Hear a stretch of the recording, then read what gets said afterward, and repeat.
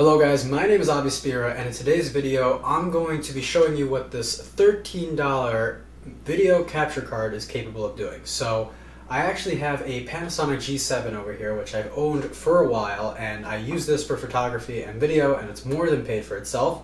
And I'm hoping to use this as a webcam to replace this 720p webcam you're currently watching me on, which came with my laptop. So I'm trying to basically upgrade just for future YouTube videos, Zoom calls with clients, and overall just to see what this $13 capture card is capable of doing. So I actually already filmed an unboxing video, and I'm going to go ahead and play that clip next so you guys can see everything that this comes with, as well as the specs. I talk about that in the unboxing. And then we're going to go ahead, plug it in, test it out with a HDMI to HDMI mini cable I already purchased on Amazon. I'm going to try to have the links down for this, as well as that cable, anything else I'm using, down in the description so you guys can check it out for yourself.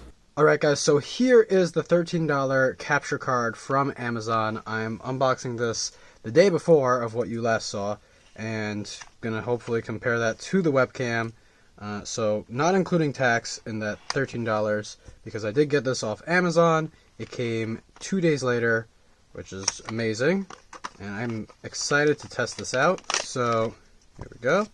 Oh, I didn't know it was going to come with a cable. I actually thought it was going to come just with the product. And there it is. It is very small. The cable is actually painted blue, but I believe it is fake. I believe it is a USB Type 2 just from the reviews I've seen in the past.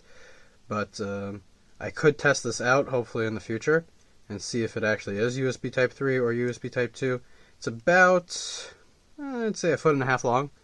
Not going to need to use it, thankfully, but it is nice that that comes with it, especially because I don't have any of those cables, so it could be useful in the future.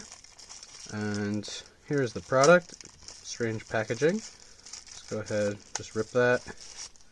Okay. You know what? It feels very solid. I would say it's probably a mixture of plastic and aluminum. Also shows the blue over here for USB Type 3.0. And then HDMI on this end. So, you know, it says what it's going to do. It's obviously very standard. It says made in China on the box. And here is a user manual, which I have already ripped unintentionally. And it's very basic. It actually shows a picture of OBS, which is kind of cool, because they basically know exactly what you're going to use this for. Support input max resolution of 4K and output max resolution of 1080p. I did make sure that this is a 60 hertz version, so I'm hoping that's going to be, you know, better than 30 hertz and overall better. Yeah, very standard stuff, nothing that I didn't see coming. Alright guys, so here's my setup. There's the camera, there's my laptop, and I have one USB free on this side, which I'm going to go ahead and plug this into, and then there's my camera again, and plug this into here. This is the HDMI cable. And boom, the screen turned black. It's going to tell me autofocus problems just because it's converting 4K into 1080p.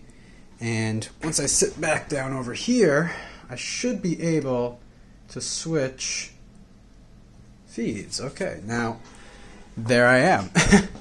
That is amazing, and it's amazing quality. Firstly, you can just tell right off the bat. Obviously, I need to play around with lighting, which I do have some boxes here that I cannot wait to unbox, and hopefully it will be the next video if I can remember and have time to film it. And let's go ahead, start recording over here, and there we go. Wow. That's meta. Okay, anyway, this is my new webcam, and as you can tell, the quality has definitely gone up. I'm going to go ahead, switch back to the webcam, switch back to this, and just switch between the two. So here we are using the webcam again, and as you can see, major ISO problems over here, blurry over there. Of course, it is pretty quick, you know, when it comes to sound and video capture, because it is integrated with the system. So if I clap, it's going to be pretty synced up. Now I'm going to switch back to the USB device, and as you can see here, if I'm going to go ahead and clap, then there's a delay between the audio and the actual video, which is annoying, but over Zoom, it shouldn't be a problem. For YouTube videos, hopefully I'm going to still record directly off of this camera. I'm not going to use this unless it's something I have to show on the screen. And even then, this amount of latency, I think is fine. You know, I'm not talking super quick like this. I'm not trying to move my mouth extremely fast, and I don't need to do a lot of presentation with my hands. So it shouldn't be an issue for Zoom calls. Of course, if you wanted to plug in maybe a PS4, PS5 at this point, into this HDMI capture card and try to use that for gaming, Twitch streaming, I wouldn't really recommend it just because of the latency.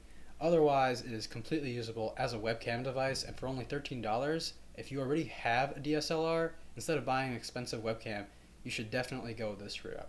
Now, I really can't wait to unbox that lighting kit and get started seeing how that will improve this video quality already.